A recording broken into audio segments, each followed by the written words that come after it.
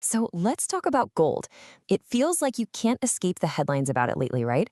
The price just keeps climbing and climbing. But here's the thing. What if I told you that some of the heaviest hitters in the financial world think this is just the beginning? We're going to dive into this because honestly, some of these predictions are just wild.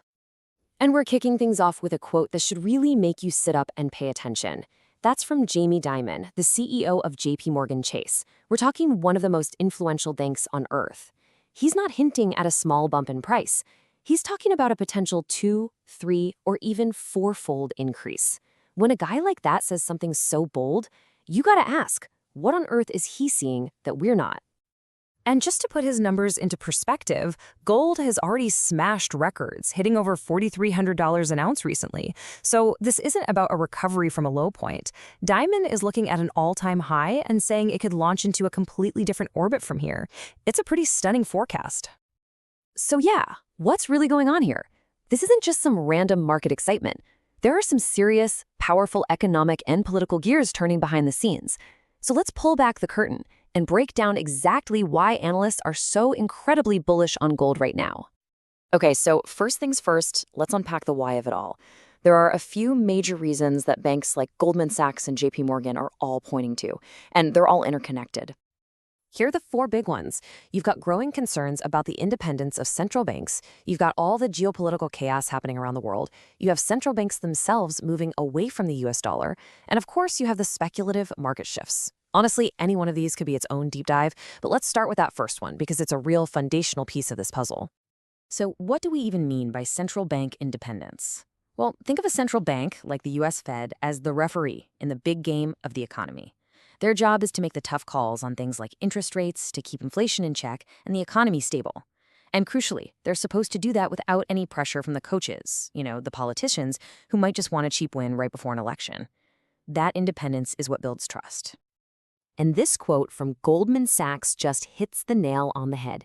They're basically saying that if investors start to think that the ref is making calls based on politics, faith in the currency itself, the US dollar, could start to seriously crack. And when that faith goes, where do people run for safety? They run to gold. It's that classic safe haven asset that no single government can control or print more of. Now, that loss of faith, that fear, it's all tied to one big, scary word: inflation. It's a massive part of this story, but we're going to look at it from an angle that I bet you've never really considered before, and it has a fascinating effect on your own personal bottom line. We all know this feeling, right? The money you've tucked away in a savings account just buys a little bit less every single year. That's inflation in a nutshell. We get it. But let me ask you a question. Have you ever stopped to think about what that very same inflation is doing to the money you owe? And this leads us to this really interesting study from the European Central Bank. They decided to dig into that exact question, and what they found was a huge blind spot in how most of us think about our own finances, especially when prices are on the rise. This slide just lays it out so clearly. Think of it as the two sides of the inflation coin. On the left, asset erosion. We know that one. Your dollar just doesn't stretch as far. But on the right, you've got this concept that most people completely miss: debt erosion. If you have a fixed rate mortgage, your payment is the same number of dollars every month, but the value of those dollars goes down every year. So in real terms, your debt is actually getting smaller. It's shrinking. And the effect of simply understanding this is, well, it's profound. The ECB study discovered that when they explained the idea of debt erosion to people, their estimate of their own net wealth jumped by an average of 2.9 percentage points. Just think about that. They didn't get a raise, they didn't win the lottery. Just understanding a single financial concept made them feel significantly wealthier. And this is the most important part. It's not just a feeling in your head. It translates into real-world action. The study showed that this new sense of wealth led people to both plan on spending more and then to actually go out and spend more. It's a powerful reminder that financial literacy can have a direct impact on consumer behavior and the economy as a whole. Okay, so let's zoom back out and try to connect these threads. On one side, you have these huge institutional investors piling into gold to protect themselves from systemic inflation. And on the other, you have this study showing that for everyday households, a deeper understanding of inflation can actually encourage spending. So what does it all tell us about the bigger picture? So, here are the key things to take away from all this. First, gold is playing its ancient role as the ultimate port in a storm. It's the go-to when things get uncertain. Second, you can almost look at the price of gold as a real-time poll measuring the world's confidence in our traditional financial systems. And third, this price surge isn't just a fluke.